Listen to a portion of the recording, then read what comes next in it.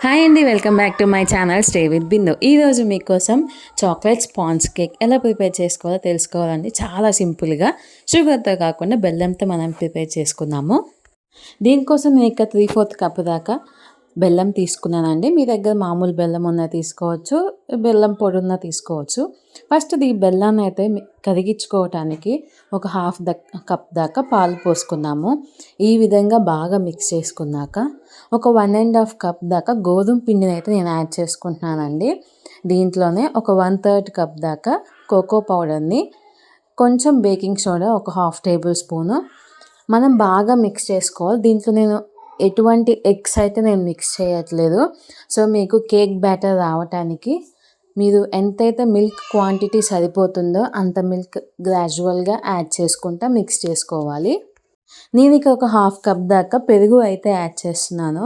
పెరుగు యాడ్ చేయటం వల్ల కేక్ అనేది చాలా స్పాంజీగా వస్తుందండి, చాలా సాఫ్ట్గా కూడా ఉంటుంది.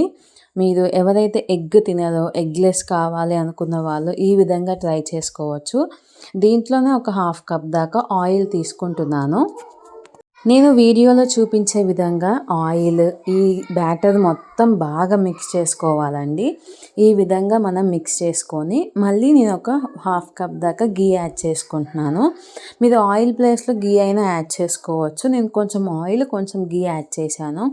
ఈ విధంగా మీరు ఎంతసేపు వీలైతే అంతసేపు దీన్ని బీట్ చేస్తూ ఉండాలి.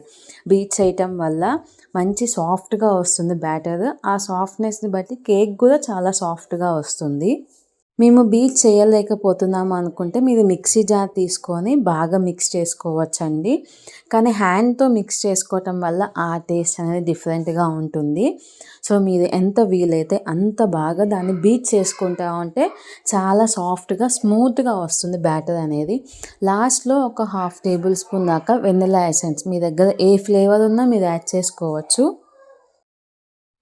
ఎవరైతే ఎగ్ తినరో, లేదంటే మీ పిల్లలకి లంచ్ బాక్స్లో స్నాక్స్ బాక్స్ ఉంటాయి కదండి, స్కూల్ స్టార్ట్ అయినాయి కదా.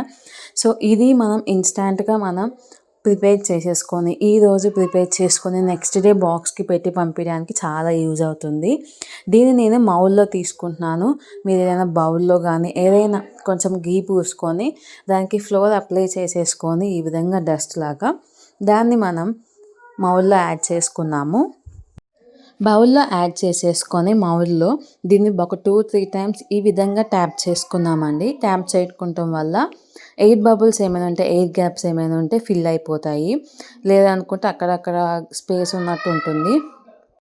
మనం ముందుగానే ఒక కళాయిని స్టవ్ మీద పెట్టేసుకొని దాంట్లో ఒక స్టాండ్ పెట్టుకొని దాని మీద ఒక బౌల్ పెట్టుకున్నామండి.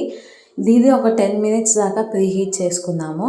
ఈ కేక్ అనేది బేక్ అవ్వటానికి మనకి మినిమం 40 మినిట్స్ అయితే పడుతుందండి.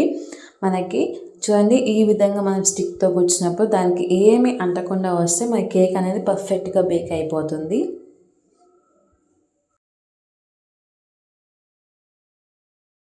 మనం మౌల్లో నుంచి కేక్ అనేది సపరేట్ చేసేసుకున్నామండి.